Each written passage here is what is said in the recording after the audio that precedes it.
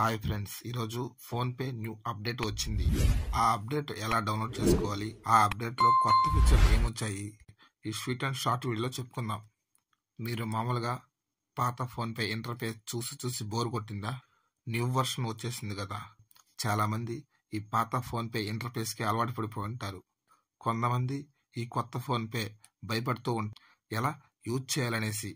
ముందుగా మీ మొబైల్ ప్లేస్టోర్లోకి వెళ్ళేసి PhonePe app update చేసుకోండి.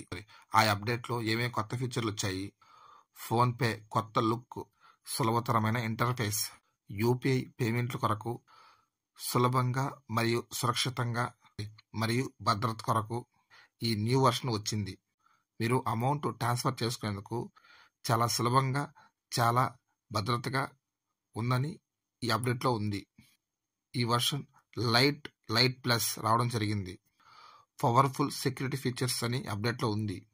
ఈ కొత్త వర్షన్ వచ్చేసి 25.02.12.0 ఈ కొత్త వర్షన్ వచ్చింది. ఈ ఇంటర్ఫేస్ చూస్తానికి చాలా సింపుల్గా ఉంది, చాలా లైట్ వర్షన్గా ఉంది, చాలా కొత్తగా కూడా ఉంది. ఇదొక బిగ్ అప్డేట్ అనుకోవచ్చు, ఎందుకంటే మనం చాలా రోజుల నుంచి పాత వర్షన్ వాడుతున్నాం కదా. ఇది కొత్త వర్షన్.